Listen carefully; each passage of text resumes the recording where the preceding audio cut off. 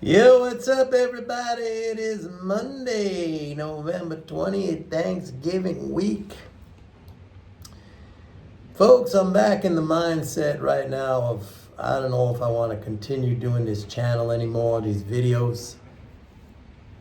I know a lot of you have commented in the past whenever I get in this kind of a funk mood, like I don't want to do these videos anymore. And you tell me, no, Mike, keep doing it. We really appreciate it, pa. Problem is, this channel has seen like no growth whatsoever, and that's my thing. I'm all about growth, whether that's personal growth, whether it's talking about economics, whether it's talking about learning, whether it's talking about education, whatever. I just believe in growth, and if something's not growing, then it's probably time to move on. So very little viewership on this channel, very few subscribers, etc. I don't think people are really interested in this applied MMT, which is what I talk about here. And, basically I sit here every day and I give away information that my subscribers pay for. So it doesn't seem right. So I'm reflecting on this once again. I don't know if there's any reason to really continue this channel because there's no growth. I get a few hundred views a day. That's nothing. I mean, I've been doing this shit for, I don't know, I probably started this in 2009. So 14 years. People put up YouTube channels in a month. They have more subscribers than what I have. And way more views. Even some of these channels that have fewer subscribers than what I have, and they have, each video gets way more views. So it's not interesting to me, anyway. It might be interesting to you for the dedicated few of you who follow this, but it's not interesting to me. All right, I had to start off with that little rant. I haven't decided yet. Maybe I'll do these things not every day, but when I feel like it or something like that. Let me talk about today and what's going on. So Thursday, Friday of last week were 2 days of successive fiscal drain. They were small drains, like 2 billion, 3 billion, probably like a 5 or 6 billion total drain on Thursday and Friday. And the market's been strong, but it's been strong. This strength that we're seeing now is on monetarist zombie short covering and FOMO buying, FOMO, which means fear of missing out. The big picture, the overarching picture, which is what I try to have you guys focus on, because that, like I said, those are your charts. You're the mariner out on the open seas. How do you know what direction you're going in? You got to look at your compass, okay? You got to look at your GPS. It might seem like you should go this way. Like, that looks like I should go that way. Have you ever been in the woods hiking? Like dense woods where you don't have any visuals to key in on, okay? You need a compass. You need to know where you're going. I've been in situations like that, hiking, where I was in deep woods. And it seems like the trail, the trail seems like it's going this way, but really I had to go that way. I had to stick with the compass. So that's why I say I try to keep you guys focused on the macro picture, which is bullish. It's just like, again, I'll just repeat this for the millionth time. If the government is spending 7 trillion plus annually and running 2 trillion deficits, that's a massive amount of fiscal being applied to the economy. All right, so we're not going to have a recession. Yeah, we had a slowdown from the third quarter GDP growth, and that's because, why? Is because student loans kicked in, and that's subtracting about 7 billion a month of consumption and investment potential, power, whatever you want to call it. So it's, it's settled down, but we're going to come right back. I mean, I said this is going to be a 1 quarter slowdown and then it's going to pick up again. As a matter of fact, the Atlanta Fed, their first estimates of fourth quarter GDP were like, I think they were like less than 1%.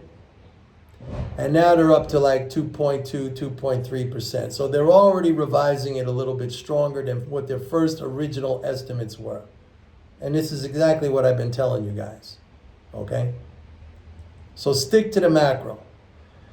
Now, for those of you who are interested in these, kind of intermediate cycles, these quarterly cycles that I talk about, and again, it's probably not even a good idea that I talk to you guys about these things because you get hooked on them and you start to adopt a kind of a trading mentality, which I don't recommend.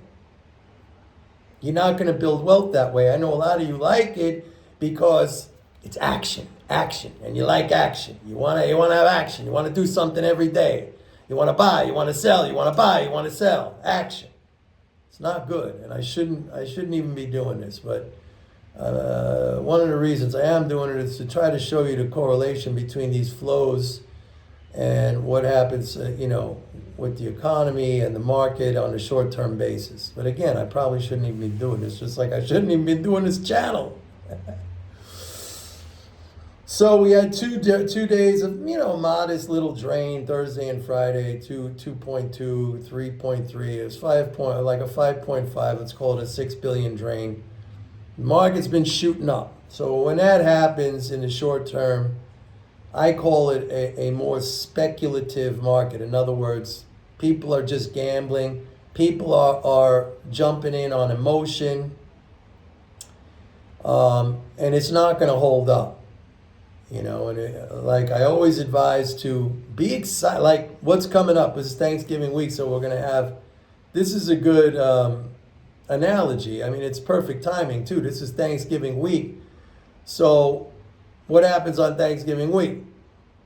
You have Black Friday sales all over the place. Everybody gets crazy, waking up in the middle of the night to go shop at Walmart or wherever or online. So every consumer in the United States understands, how to behave in a sale. They go crazy. They literally, there's mobs. They fall all over each other. They trample each other for toasters or TVs or whatever. So it's good that I'm telling you that, we're going to get a pullback off of these highs. Now, as I've said so many times, like investors, they change from savvy consumers when it comes to buying shit that they don't even need to like wrong way Jose's when it comes to investing.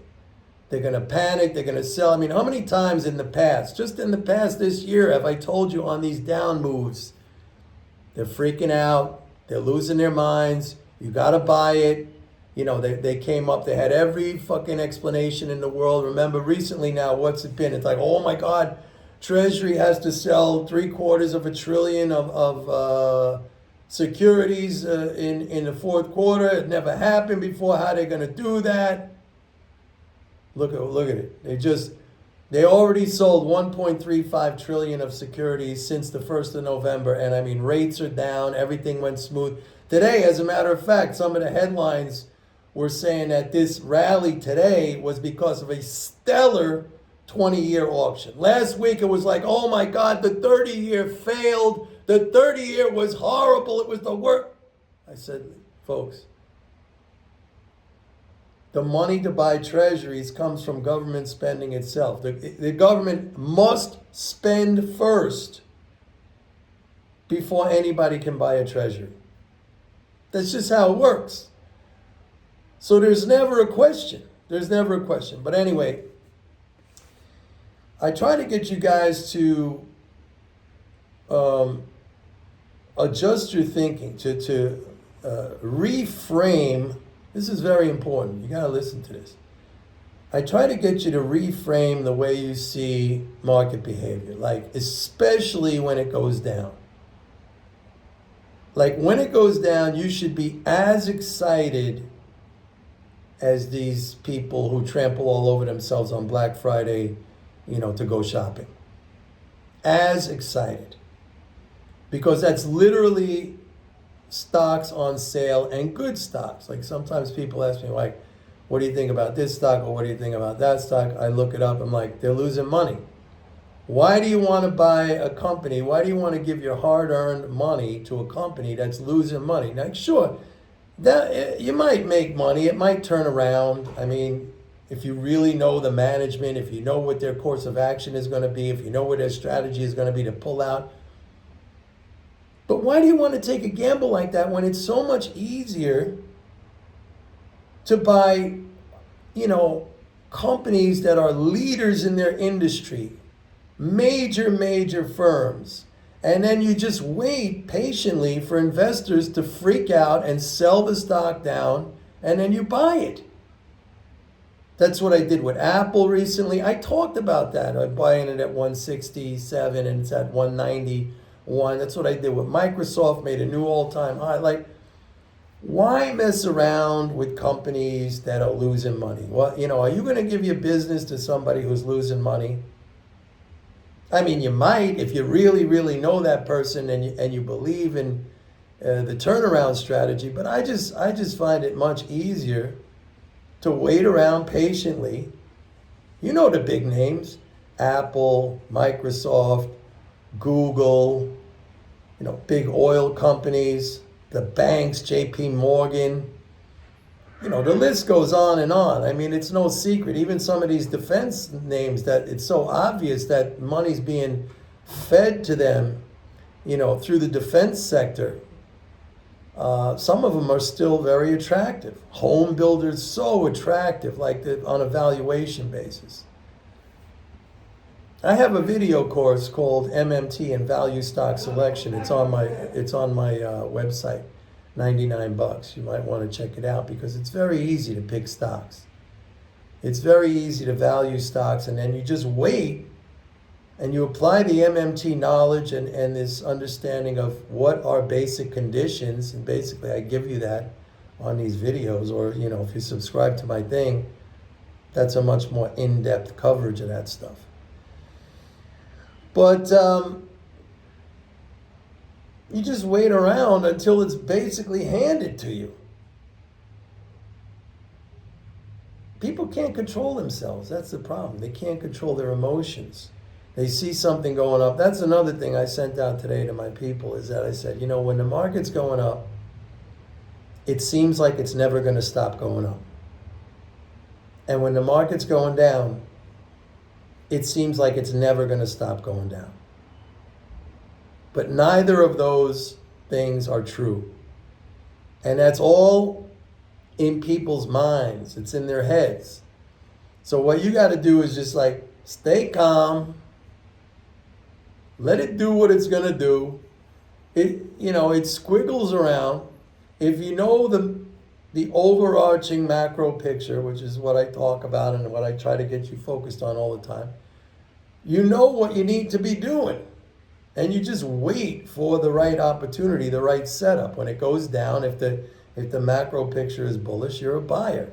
If the macro picture is bearish, which we really haven't had in a long time, even with the stupid rate hikes that we had, I mean, that was actually, as I said to you guys, as I explained over the entire course of time that was going on, those 20 months or whatever that was happening, I said, don't worry, this is going to play out very positive because it's a major fiscal expansion. I even said, the Reagan boom, the biggest item on GDP in terms of, government expenditure, government transfers were the interest income transfers. And it was defense. Kind of have the same thing right now. But we have Social Security, which is huge. So, and all that stuff's not going away. And when this whole student loan thing started, I said, look, I want to see what the numbers are. I saw what the numbers are. They're listed on the daily treasury statement under Department of Education. $6 billion a month is not going to kill us. It's going to slow us down a little bit, but it's not going to kill us. When you're talking about, 1.7, 1.8 trillion deficits annually, those are net transfers to the non-government, to the economy. So you take off 70 billion, big deal. It's not going to kill you. So you slow down from 5% to 2.5%, 3%. That's the stock market could easily deal with that, and also that brings down inflation pressure, which is what all these freaking maniac monetarist zombies are worried about, including the Fed. So from that perspective, it's bullish as well. So yeah, that's it. So this little nice rally we've had for the last, 4 or 5 days or something like that. We're having a slowdown in the fiscal flows. Let me just say, it happens this time in the month. I told you that the flows were going to peak out on November 15th. They did. You had 2 days last week, the 16th and the 17th, where we saw like a deceleration in the flow. That's normal. That's a calendar effect. It's not like something out of it. Because sometimes you ask me, well, Mike, aren't all these things known in advance? Like, we know the budget, we know what expenditure. Yeah, they're all known. They're all programmed by computer. What has to be paid? Very little of it is just sudden and unexpected. Really, nothing is sudden and unexpected. But there are, cycles within that framework. Mid-month, you get these slowdowns. Now, Wednesday we'll get a Social Security payment, but it's not going to be enough to really jack up. And then on December 1st, remember, we're coming into December. On December 1st, we'll get the big first of the month payments day. That's Medicare, Medicaid, military pay, veterans benefits, disability, all that stuff. That's like 100 billion flow and pop up a little. But then what happens? Because I've been telling you, we come into December 15th, which is the big quarterly corporate tax drain. And we take a hit. And then by, December 20-something, we start going up straight into mid-February. So I just laid out the whole thing for you. I just laid out the whole entire thing for you. Like, nobody does that. What I got, 7,000 subscribers to this channel? I should have 700,000. I guess people really don't want to make money. They want a gimmick. They want some kind of gimmicky thing. This is not cool for them, You want a line on a chart, or you want some oscillator. Overbought, oversold. This is not cool, this stuff that I talk about. It's not flash. It is really, it's over everyone's head, man. You got to have something called a brain to go with this stuff. A lot of people don't have one, man. Don't have one. So, not you guys, you got brains. But you see how small a group we are, man. Anyway, I got to think about this some more. And I'll let you know. I might just cut back on the frequency, and we'll see what happens. Have a good one, everybody. Don't forget, go to my website, pitbulleconomics.com, and sign up for a 30-day free trial of MF. Because if this goes, that's the resource you're going to need. You still need it right now. I'm telling you right now. For those of you who think, oh, I got the videos, they're good enough. They're not good enough. Like people who sign up and then they drop it in 2 weeks. Hey, thanks, Mike. I learned everything. I'm good now. I love that shit. I'm 66. I'm still learning stuff, man. And I never stop. Never stop. All right. See you tomorrow. Bye.